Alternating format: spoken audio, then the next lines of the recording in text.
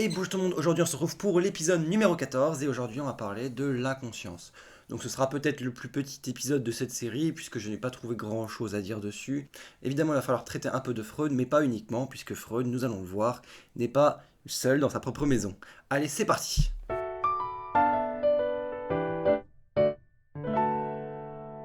Donc tout d'abord, le repère philosophique du jour. Il n'y en a qu'un seul, média immédiat.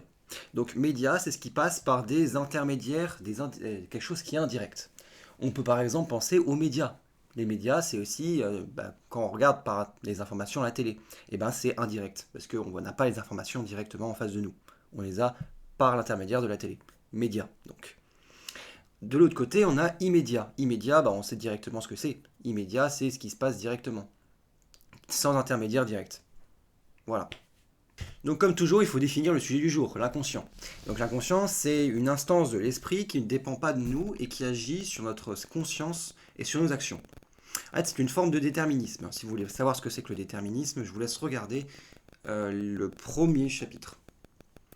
Il s'agirait d'une entité qu'on a l'impossibilité de contrôler, qui est composée d'un ça et d'un surmoi, que je vais définir juste après, capable de déterminer nos actes et nos pensées. Il aurait pour objectif de traiter les informations, c'est-à-dire les souvenirs, les perceptions, et d'assurer un fonctionnement normal de la conscience. Puis nous avons le moi. Le moi, qu'est-ce que c'est ?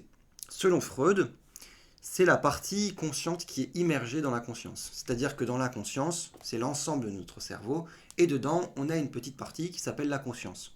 Et là, cette petite partie, on l'appelle le moi. Puis, dans la conscience, on a également le ça.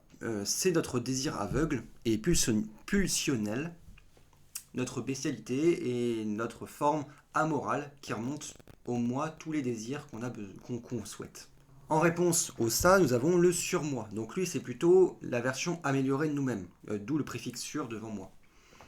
Il juge sans cesse ce qu'on fait. Il est moral et mené par notre éducation et par notre société. Celui du ça et du surmoi qui l'emporte va devenir le moi en fait. Puis nous avons quelques phénomènes que nous allons traiter. Nous abordons tout d'abord le rêve. Le rêve c'est quoi ? C'est un mélange de perceptions qui a une signification qui n'a pas de signification de temps en temps. Nous avons également le lapsus. En fait, un lapsus c'est dire un mot qui révèle une intention cachée. C'est une manifestation du ça ou du surmoi à travers un mot. La pathologie, c'est un affrontement entre notre moi conscient et notre inconscient qui est provoqué à cause d'un événement qui nous a choqués. Un refoulement, c'est quand le surmoi refuse l'idée du ça, et dans ce cas-là, il renvoie l'idée au ça lui-même, en fait. Retour à l'envoyeur. Et donc l'idée ne viendra jamais à la conscience.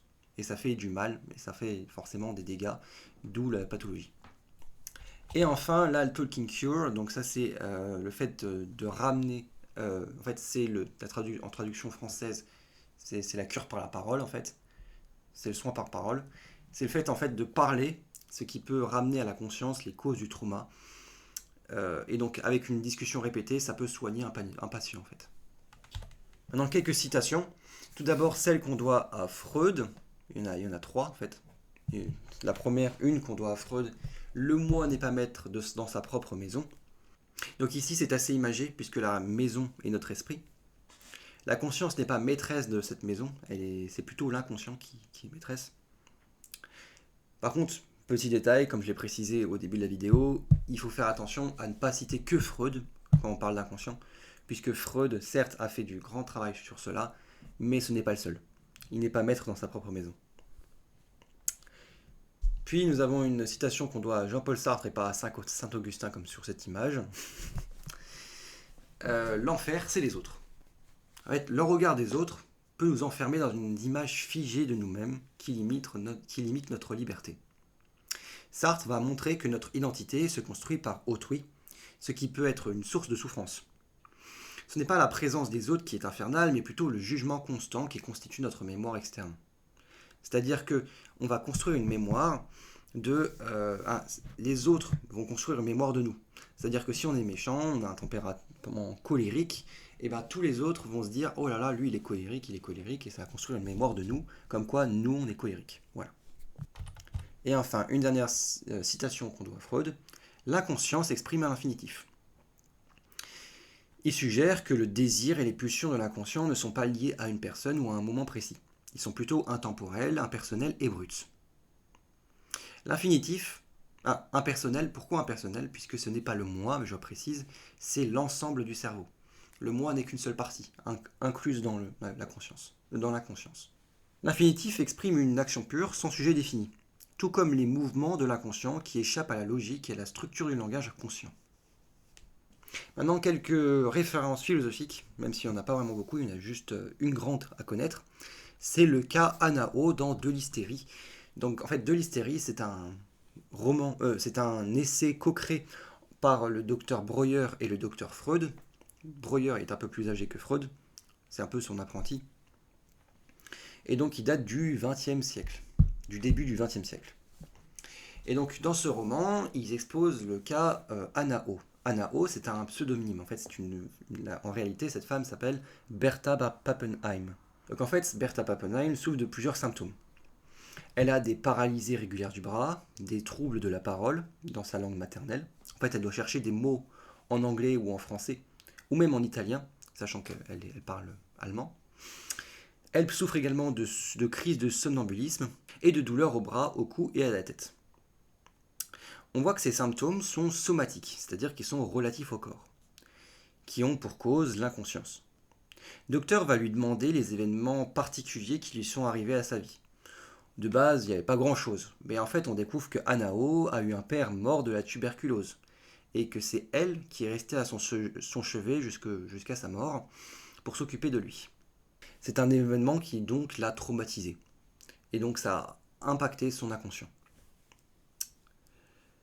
On arrive progressivement à savoir qu'elle récitait des prières en latin et en anglais à son chevet. Et même qu'elle dit s'être endormie plusieurs fois sur une chaise en bois et que le visage contracté de son père l'a marqué. Ce qu'il a du coup contracté.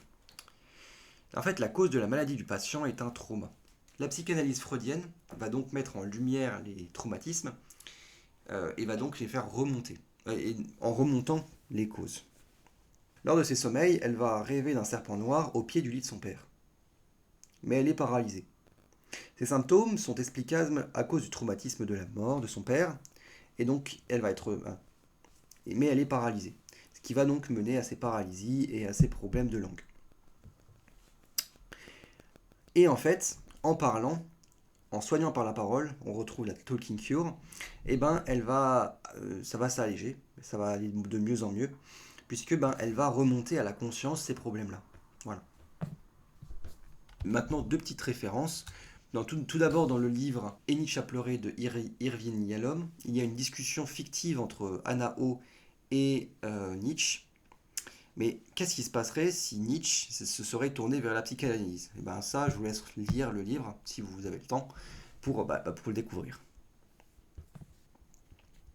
Et puis nous avons le monument de l'incendie de Londres, qui date du XVIIIe siècle, que vous avez en image juste ici. Donc ce monument, pour info, à Londres, il y a eu un énorme incendie où où quasiment toute la ville a brûlé, et dont beaucoup de personnes sont mortes. Et donc, ce monument va, normalement, pour un patient sain, juste lui rappeler des souvenirs. Lui se dire, ah là là, c'est vrai qu'il y a eu un incendie, faut s'en rappeler, il faut faire attention au feu et tout ça à Londres. Voilà. Mais par contre, un patient malade, lui, va plutôt pleurer devant et il va se dire, on ne sait pas pourquoi, il ne sait même pas pourquoi il va devoir pleurer, mais il va pleurer. Le trauma va devenir un stigmate qu'il va falloir soigner. Voilà. Maintenant, on passe à un petit quiz pour vérifier vos connaissances. Donc, quand le surmoi refuse l'idée du ça et le renvoie à lui-même, c'est quoi? Il s'agit d'un refoulement. Maintenant, on associe chaque instance freudienne à sa fonction. Ça, moi, surmoi et rêve.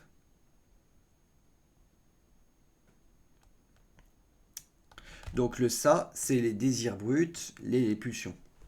Le surmoi, lui, c'est un jugement moral qui est intériorisé. Le moi, c'est un médiateur entre les pulsions et la réalité. Et donc le rêve, c'est un mélange de perceptions qui a des significations ou non. Quelles propositions décrivent l'inconscient selon Freud? Une instance de l'esprit qui influence nos pensées et nos actes, un espace vide et inactif en nous, une conscience morale refoulée, ou il est composé du ça et du surmoi. Donc il s'agissait d'une instance de l'esprit qui influence nos pensées et nos actes, mais aussi il est composé du ça et du surmoi. Complète la citation de Sartre, l'enfer, et là il y a 4 mots. Il s'agissait de l'enfer, c'est les autres. Voilà, merci d'avoir regardé cette vidéo, j'espère qu'elle vous aura été utile. On se retrouve la prochaine fois pour la vérité. En attendant, prenez bien soin de vous, à la prochaine, à plus.